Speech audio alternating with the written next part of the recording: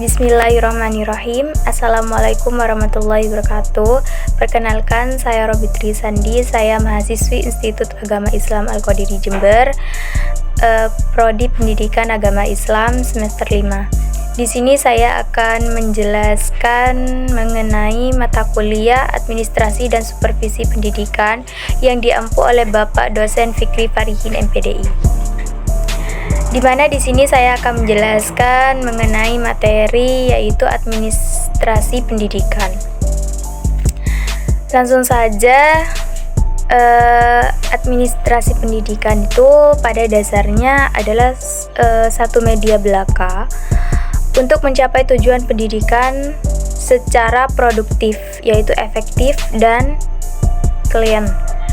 Oleh karena itu, kriteria atau ukuran keberhasilan administrasi pendidikan adalah produktivitas pendidikan yang dapat dilihat pada prestasi atau efektivitas dan pada proses suasana atau efisiensi.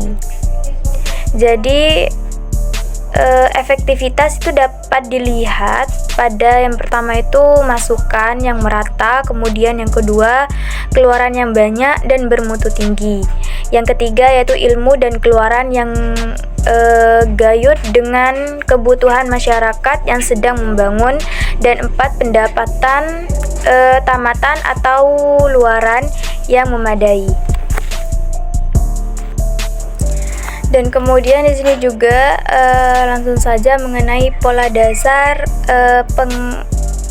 pengadministrasian pendidikan, di mana berpedoman kepada konsep dasar pendekatan perspektif terpadu yang dikemukakan. Terdapat 3 pola dasar pengadministrasian pendidikan yang perlu diperhatikan, yaitu secara makro tingkat nasional, meso atau tingkat kelembagaan, dan mikro tingkat operasional proses belajar mengajar. Jadi di mana yang pertama yaitu pola dasar pendidikan secara makro.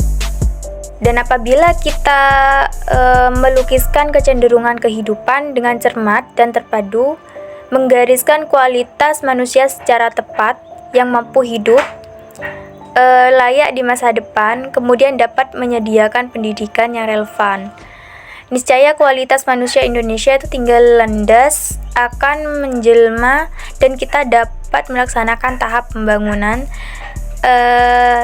tinggal landas yang tumbuh atas kekuatan sendiri. Kemudian di sini juga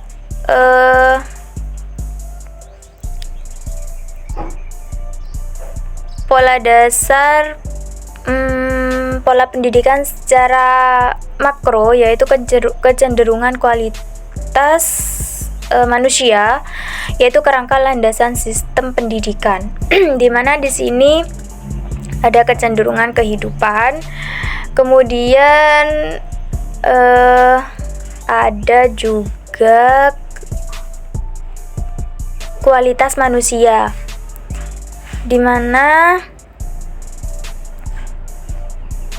ada juga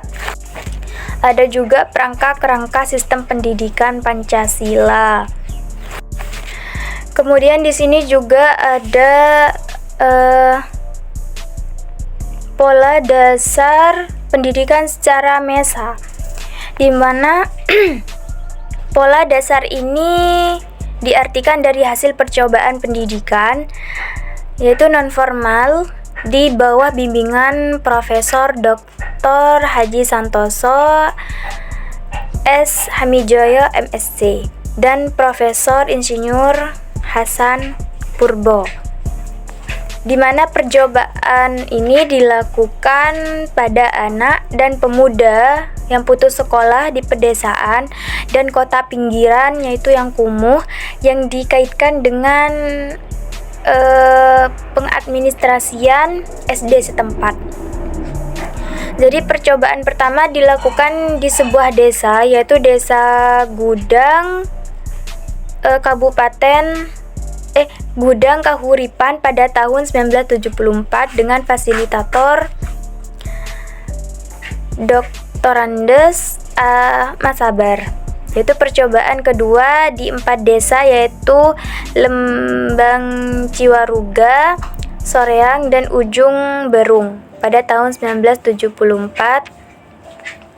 Kemudian percobaan yang ketiga dilakukan di Babakan, Surabaya, dan Cikutra, Kotamadya, Bandung pada tahun 1979 dengan fasilitator Dr. Sutaryat Trisnamansyah.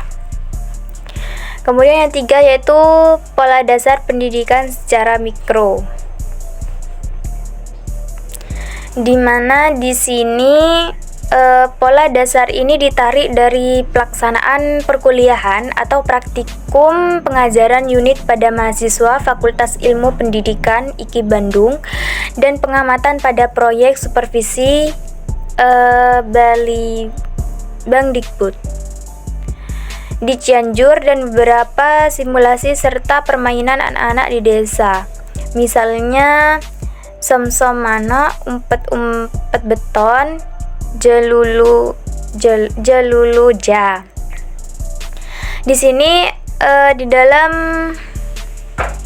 pendidikan pola dasar secara mikro yaitu ada beberapa poin.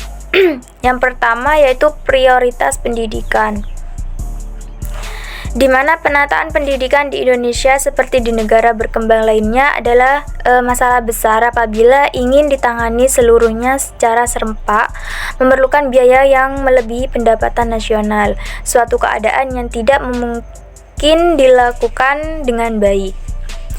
Demikian juga tenaga guru dan fasilitas lainnya. Oleh karena itu, pengadministrasian pendidikan memerlukan prioritas yang terprogram. Kemudian yang kedua yaitu wajib belajar yang baik. Kemudian tenaga pendidikan yang profesional dan pembinaan swasta yang lebih mantap. Kemudian penelitian pendidikan yang mendasar. Jadi mungkin hanya itu yang bisa saya jelaskan mengenai administrasi pendidikan. Kurang lebihnya saya mohon maaf apabila ada tutur kata yang salah, mohon dimaafkan. Akhirul kalam. Wassalamualaikum warahmatullahi wabarakatuh.